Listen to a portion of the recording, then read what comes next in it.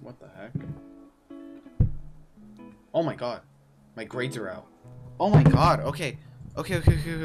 Oh my god. Oh, I'm exposing my OBS. Oh, I gotta go look at my grades. Oh my god. God, fuck. I gotta check. Oh my god, I can't fucking spell. Bro, come on. Bro, why does Google Docs even have this extra page? Bro, click. Come on. Oh my fucking god. Bro, are you fucking serious? I failed the fucking class? 2 classes? Oh my god. That was so... This is exactly like elementary school. I mean, at least I'm old enough now to avoid the fucking chancla and the belt.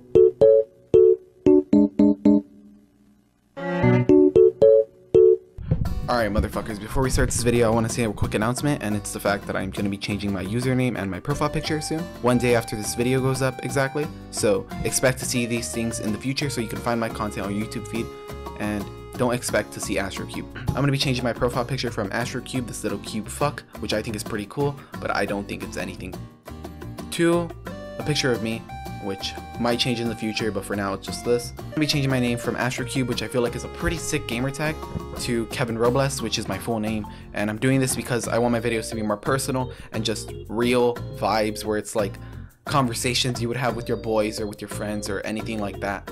And I feel like you're not getting that same thing from just a random gamer tag. I want it to be personal enough for me to put my name and be able to almost have like more of a connection, I guess, or more like a real vibe with the viewers. So hopefully this is a good change that helps me reach that point in my channel, and expect to see these things in the future, and enjoy the rest of the video. Peace. You'll hear me say this term a lot, but we're all slaves in some way, right? You're slaves to your family in the way where you have to take care of somebody.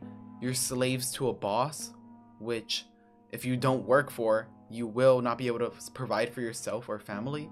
You're slaves to your grades, because if you don't get a good grade or a grade that your parents want, then boo-hoo, the chancla or the belt comes over here and beats your ass. Or you're gonna feel like shit and incompetent, that you're gonna hate yourself as a person.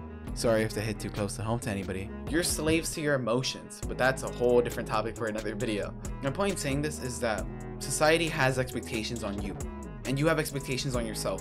And when you don't reach those expectations, it leads down a really toxic path. And these expectations come from external sources. For example, I wanted to make a startup company. I read a book about it. I haven't made a startup company, and it makes me feel like shit that I haven't, right? I read a book about flipping houses, right? I wanted to get my real estate license so I could start. That was one of my biggest goals this summer. Have I even started? No. Do I feel shit about it? Yes, right?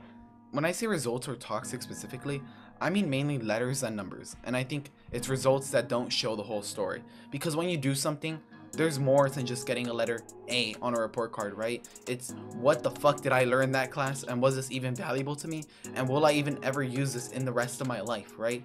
As an example, in school. So let's talk about chemistry, my favorite subject. Entering college, my first exam on chemistry was for some reason on physics. It was based on quantum mechanics, and I got an F on it. Coming in from high school, being a straight A student in chem, I ended up getting an F on my first exam, which was a big part of my grade. Bro, an F had me in shambles. But that's because I didn't really take into account how much it taught me. It taught me that I shouldn't be so overconfident, and it taught me that, damn, I'm not really as smart as I think I am, in the way where I don't need to study as hard, when in reality I need to study like a motherfucker, right? So seeing it in a different perspective, it brought me leisure, knowing that these letters aren't my entire being, right? They're not the way that I should value myself.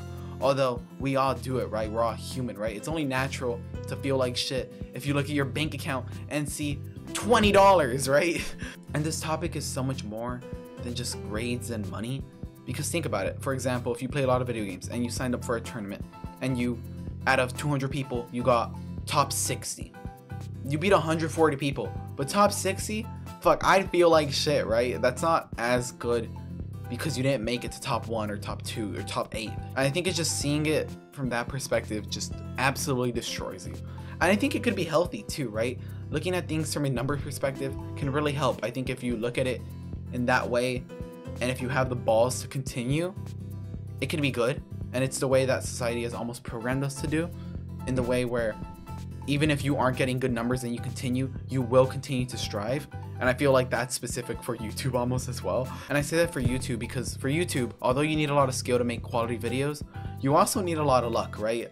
I'm sure you guys have seen YouTubers and been like, what the hell? How the hell do they get this many subscribers? And trust me, I'm thinking it too. But my point is that even if you don't have luck, if you just continue, you end up making your own luck, right? You end up making something that just forces its way into being successful. But during that process, when you don't have that luck, and even though you're making quality videos, you're gonna feel like shit because your numbers are down. And strictly looking at your numbers of YouTube views and just subscribers, you're gonna be like, damn, maybe I'm dog shit at this. And maybe you are. Like maybe I know I am. Or at least I know I have been in the past in videos. And it definitely fucks with the way you feel about yourself and just value your material that you're creating and putting all this effort in, and it makes you question, is it even worth it? And I think it's just something to be conscious of, because as you're going through this process, it's important to keep in mind, numbers aren't the whole story, right? These videos are actually getting better, and I can see this because YouTube comments, right? They're actually becoming more real instead of whatever the fucking Lobo comments in every video. That being said, I appreciate every comment though, and whoever makes a more stupid comment than Lobo is the winner of today's video. Does it even matter if where you get your energy to do things from is fucking toxic, or where you feel your value from is toxic? Like, you know, let's think about it a little. I'm literally just stealing content at this point. So here's something I watched a couple months back when I was like not doing the best at school. And it was another metaphor, and pretty much what that metaphor was imagine yourself as a car.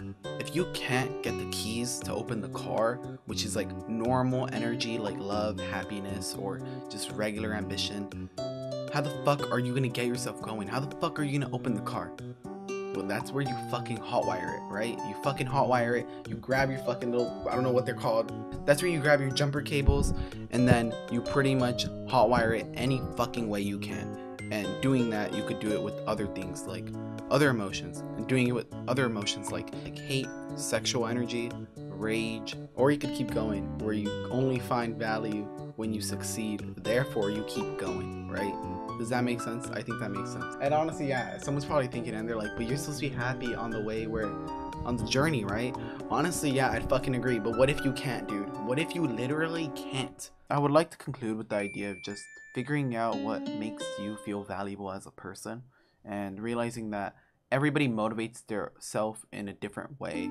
I think that it's just innate to everybody, and everybody's different in that way, but just figuring out what helps you is definitely important in that sense. And I think you could see this in whatever parts of life you're in, especially in competition. I feel like especially in competition, you could definitely see the difference between what motivates each person. But as always, everybody, I hope I provided you with something interesting to think about, and I hope I provided you with some value on your Friday afternoon. And I'll see y'all later. Peace out.